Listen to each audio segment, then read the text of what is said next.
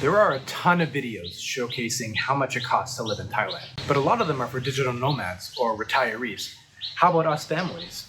In this video, I'll break down real-life costs for how much it costs to live in Thailand with you and your family. I'll share the costs of 4 main categories: food, transportation and getting around, family and personal related items, and at the end of the video, I'll share how much it costs to live in this house. You think living in Thailand is cheap?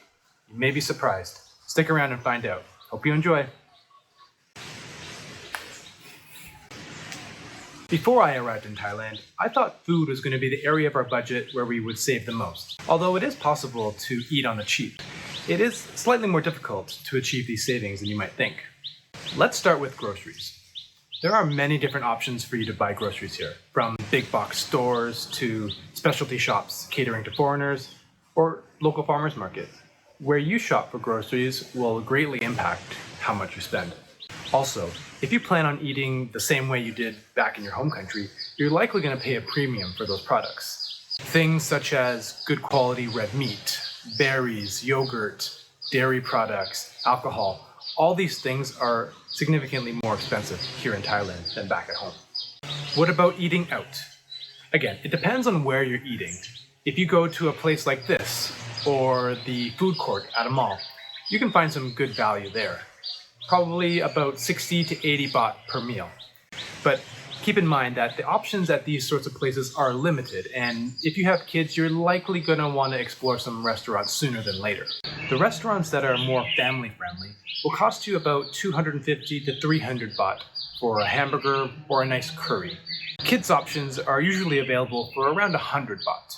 One great thing about Thailand is that if you go to a buffet, oftentimes children under a certain height or a certain age, they're going to eat free or significantly less. We do find ourselves eating out a little bit more often than we did back in Canada, partly because the value for eating at a restaurant is better, and also it's quite accessible. Each time we do, it's about 1,200 baht per meal for the whole family. And that includes, though, a couple drinks, such as a couple coffees or a couple fresh smoothies. And speaking about coffees and smoothies, you're probably going to pay 60 to 80 baht per a coffee, and for a smoothie, slightly the same, but fresh fruit. Now let's talk about the cost of getting around. Although there are many things in Thailand that cost less than in Western countries, owning and operating a car is not one of them.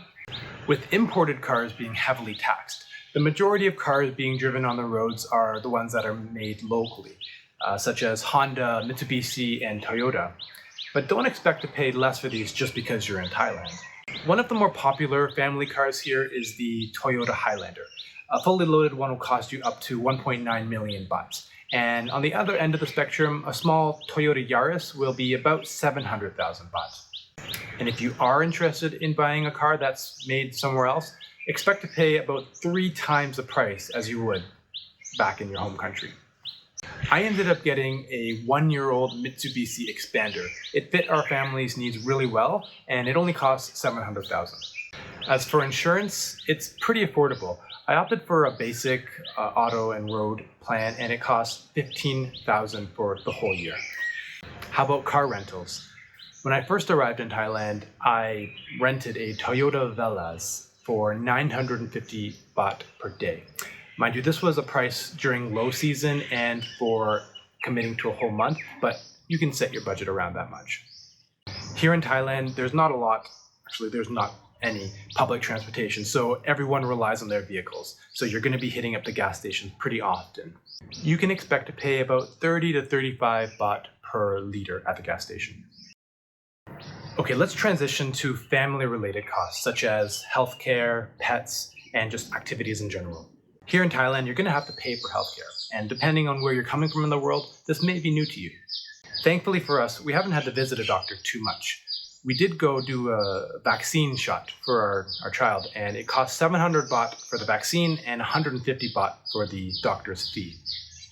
I also scheduled a full-body comprehensive check at one of the international hospitals, and it cost 32,500 for the full-body review. School is our largest expense apart from rent, And it really depends on where you go. So some international schools can cost from 100,000 baht to 200,000 baht per term. There will be kindergartens and daycares that are more affordable, but it really depends on the age of your child and what type of schooling you're looking for. One thing to keep in mind if you're traveling here with kids is that a lot of baby products or childcare products such as creams, milks, and good quality clothing, you're going to have to pay a premium for them over here. Although we decided not to, a lot of people here do hire a nanny to help out with their kids. And depending on the qualifications of the nanny, it could cost from 600 to 800 baht per day. And if you have a pet, like we do, you might be curious to know what are some of the costs. If you're looking to get your dog boarded, there are some great options. We pay about 300 baht per night, and it includes freshly made meals. If you're going to go to the vet, it's going to be fairly cheap, about 300 just for a checkup.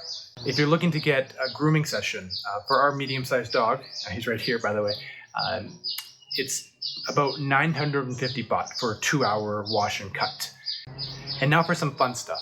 I've played golf here a few times, and it really depends on the course that you're playing at, but it can range from 250 baht for 9 holes all the way to 3,000 baht for nicer course. If you want to enroll in some semi-private classes such as Muay Thai or Pilates, it'll be about 300 or 500 baht per class. And if you're looking to go swimming, there are many pools around here. You can find a neighbor that has one, or if you want to go to an establishment, it'll be about 80 to 100 baht to go in and use the facilities. Now, for our largest monthly expense, rent. We viewed a few properties and decided on this house. It's a traditional Lana style house that's been renovated. It has 4 bedrooms, 5 bathrooms, about a 20-minute drive to Old Town, and about a 7-minute drive from our school. And we pay 65,000 baht per month. And that's not including utilities, which I'll get to in a second. We have friends paying around 40 to 45,000 baht per month for slightly smaller houses, but they are quite compact and your neighbors are very close. Not like here where you get a lot of space, which we're enjoying a lot. One thing to keep in mind, if you're traveling or looking to move with a dog or a pet, your options for where you can live are going to be very limited. Not all renters want you to live with a dog in their house. As I mentioned earlier, utilities are extra, and it will really depend on the time of the year. So as an example, during the hot months, the air conditioning is running more often, and our electricity bill is around 6,000, maybe 6,500 per month. And in the cooler months, it's about half that much. And for water, it's about 300, 400 baht per month. If you're coming from North America, you'll appreciate how inexpensive the cost of internet and phone are here in Thailand. We pay 800 baht per month, and that gives us all the data we need for our home and for our cell phones. It's quite common to have a housekeeper here, and the going rate for a full-time, which is 6 days a week, 8 hours a day, it's about 15,000 baht per month. And the housekeeper can help you out with everything from laundry to dishes to walking the dog if you want. It's a huge help. Okay, so that was it. That is the video. And I definitely did not cover everything, but I hope I covered something that is valuable to you. If there's anything specific that you're curious about, leave a comment and I will respond. And it would be great if you could follow us along on our journey. So like, subscribe, and we'll see you later.